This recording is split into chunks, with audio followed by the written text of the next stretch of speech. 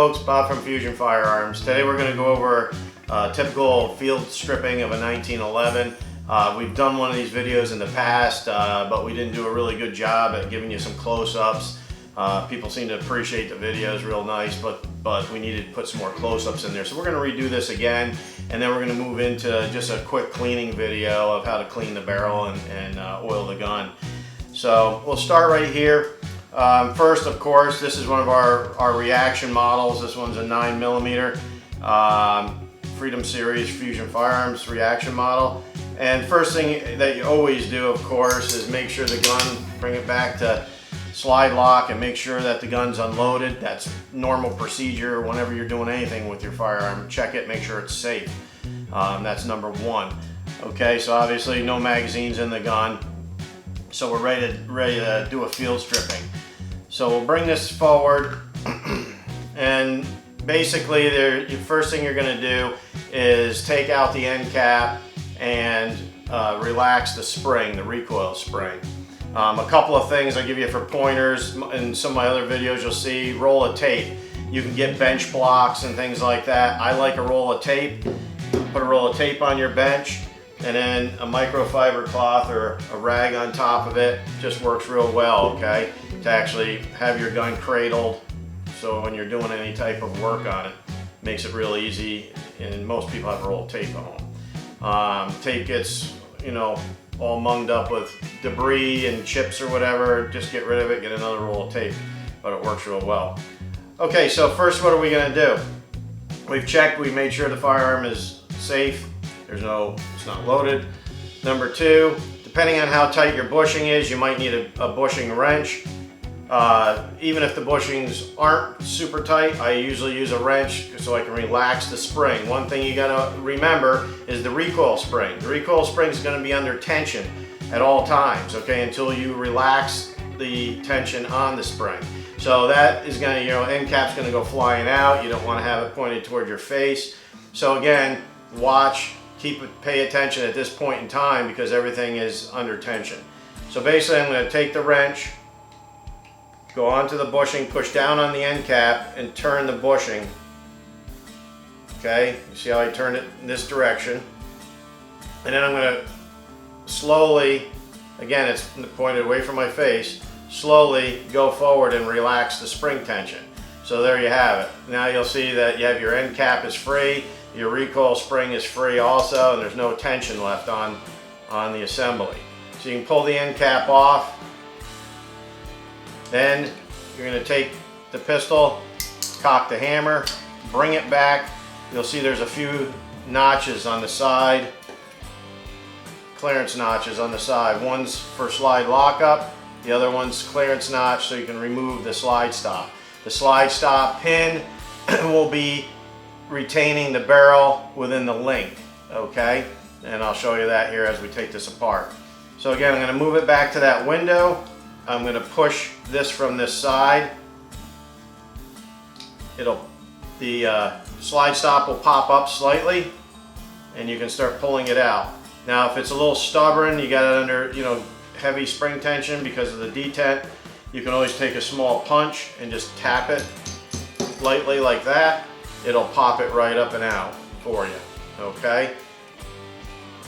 You pull that out. There's your slide stop. Now, the whole entire top end will slide right off the frame. From there, we'll take it, turn it on its belly, remove the guide rod and spring, recoil spring. Here is the area where your link is. This is again where when you assemble the gun, the pin will be going through the link. So again, if you assemble the gun and all of a sudden it's binding up and things, a lot of times you're not in the link. So make sure that you're in the link when you assemble, when you go back to assembly. Now from this position, I'll put the link down in the down position. I'll turn the barrel bushing until I can see the lug. The lug will be in the window here.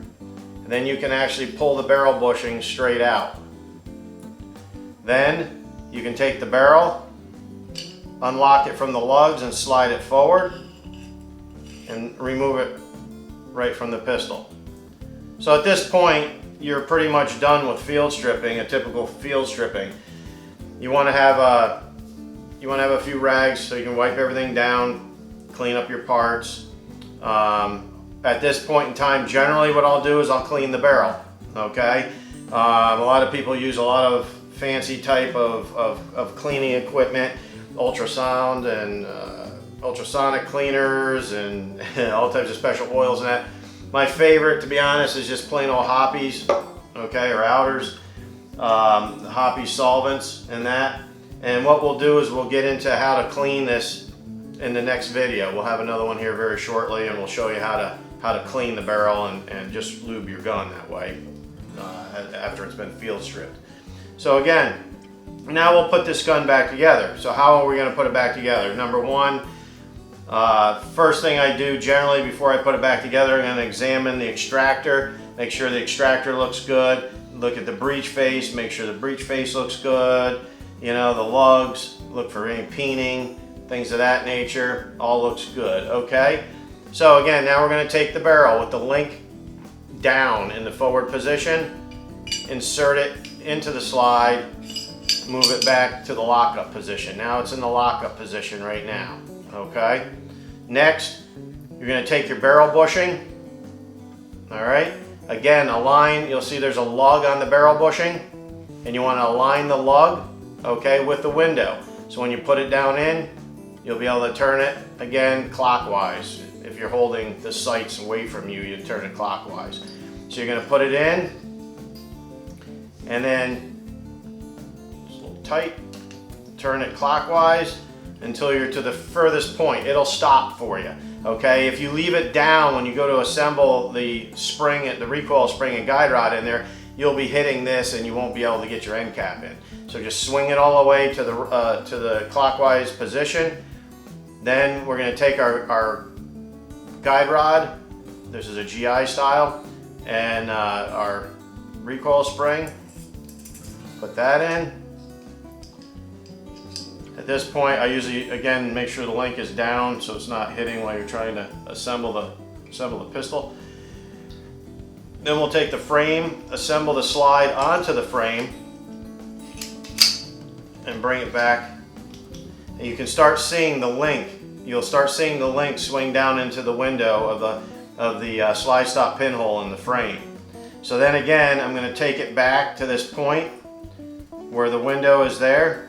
So it will clear the lug, the magazine engagement lug on the slide stop. We're going to insert that, and I wiggle it a little bit, and I'm in the link hole. I'm in the link hole now. Great.